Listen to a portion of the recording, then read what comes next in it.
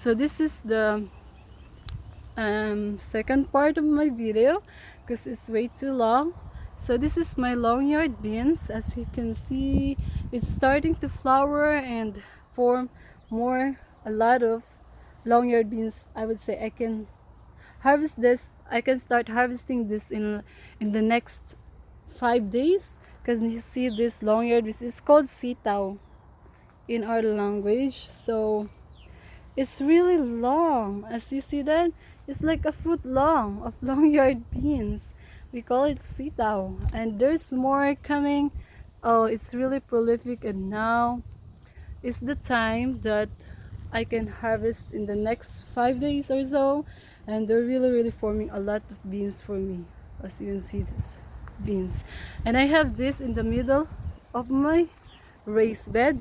So I actually planted my vegetables very densely. Last time, this is like radishes and it's out of season right now, so I planted more. And this is also a kind of tomato. This is like a yellow pear tomato, and this is my okra, and this is cassava. So the cassava is what I planted after I take out all the radishes that I have last month. So you can see, there's more very long yard beans. So pretty. And this is more, they bloom in the morning, so right now it's in the afternoon, so they're closed. But there's so many flowers in this long yard beans that I have, and I also have this there in my second bed. So this is more of my tomatoes, and this is my pepper. So I believe it's a jalapeno pepper.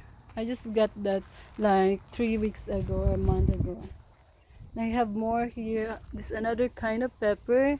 As you can see, this is more forming like really nice pepper there over here. It's really nice color of a pepper, and it's a mild spice, like kind of like a mild spice in it. And as you can see, guys, it's here is another okra. These are still my radishes, but they really need to be pulled out because they're not forming a radish anymore, because it's getting really hot here. And here I have another wing bean. This wing bean is actually like, it's gonna be like 11 months old. I actually I made a mistake with this in the winter season. I cut it back so heavy because I was worried that my other plants will not get any sun at all, because it's really big here, and it's blocking all over my raised beds. So I cut them back, but then they started to form and really take off this month. As you can see, that there's new grass and new wing bean that's forming. It's very popular in Philippines and Asian countries. This is the wing bean. You can eat this when it's still like this, when it's still soft, and you can still see the crunch like that. So this is the best time to harvest this, when it's not very stringy yet. And sometimes I also let them like form and get old and just collect the beans. It's very good to put in your soup. And here I have more Everglades tomato. This is like I planted them like a month after that big tomatoes Everglades, because I planted them in different months, so that I will have I'll have a tomatoes that I can use for the next 2 months at least, because this other one gonna be like last for a month, and this is the next one. I'm trying to plant this in different times so I can have more tomatoes in a long season. So this is that's just what is it in my first garden bed. It's just like okra, pile of okra and tomatoes. And this is my second bed, which also like the same pattern that I've done in my first bed, that in the middle I have a lot of long yard beans crawling in my trellis. I made this, actually it's already like a year old trellis, and as you can see, they're very prolific. So many long yard beans also as well, and it's just beautiful. And This is another one. Look at this. Can you see how long it is? Oh my god.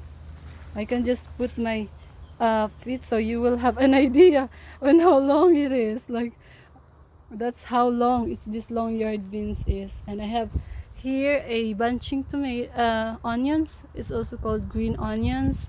So I have that. I interplanted it in my garden bed so they can help repel pests and insects. And I have here a sweet potato. They're starting to grow now since it's already getting hot here. I put them in the side of the garden bed, and I have some Malabar spinach. I've been cooking that every now and then. And I have here another kale. They're not very good now. It's not like a very big kale. This is peanut. I think this peanut just grow back from last year. So that's just like one or two peanuts there, and I have more tomatoes, and it all goes there, tomatoes and okra and a bunch of stuff. So now let's go in there on the other side. So this is my second garden bed. So you can see that. And also it's just same pattern. It's like I'm putting everything, like mix everything, so that I think it helps when you mix stuff so that the bugs or the insects is like less. I would say there's a lot of ants right now. This is like sweet potato, and here is more green onions and more Malabar spinach. And this is my new stuff here. It's been here like about a month. And this is like cucumelons. It's like a small teeny watermelon, so it's not fruiting yet, and they're doing great. I can see, I can tell.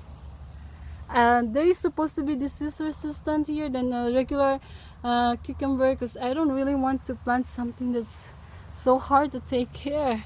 I mean, like last year I was planting cucumber and I take all my time by just making them grow and making them healthy, and now I just give up. I just want to plant something that doesn't take so much effort to plant. So this is my Roma tomatoes. As you can see, nothing here are ripe, because I always take all the ripe every morning, and let it ripen in my counter. But this is very nice. I like to put in my salad and in my soups. I like this variety Roma tomatoes, and they also have a good disease resistant, so that's why I like it. This is more long-yard beans, and as you can see here, guys, it's like a jungle of Everglades tomato. Believe it or not, this one whole like 8 feet of the raised bed is just one plant of Everglades tomato. I mean, if you plant an Everglades tomato, make sure you have a big space to plant it, because they're really, really, really big. I already cut them down many times, but as you can see, there's so many little tiny tomatoes here everywhere. I mean, they're so prolific. I really like it a lot, so much. There's this more, my heirloom tomatoes. As you can see, again, there's nothing ripe here, but I already harvested a bunch of this, and we already ate many of this, and it's really, really good. And this is a yellow pear tomato, and as you can see, that Everglades tomato is just everywhere. It's so nice and it's so delicious. I mean, this is very small variety, but it's compact with flavor.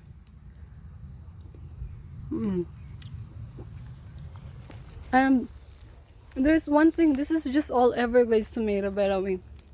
This is like the third garden bed that I have. This one I just want to share to you. It's so important. If you're here in Florida, this stuff is a wild bitter melon. You can find it in like everywhere. It's like a weed here, and it's very antibacterial. It has an antibacterial properties, guys. You need to plant one of this in your garden, because it's really, really very nice to put, and it's so helpful herb. I mean, in this right now, coronavirus going on, guys, if you have a phlegm, that you have a cough, phlegm, you drink this. It's so bitter. You just harvest the young shoots like this. I'm telling you, it's so bitter, but you drink the water out from boiling this. It's very antifungal, antibacterial properties, and you can drink this, and your phlegm just a few days will be gone. Trust me, it works. And As you can see that it's so prolific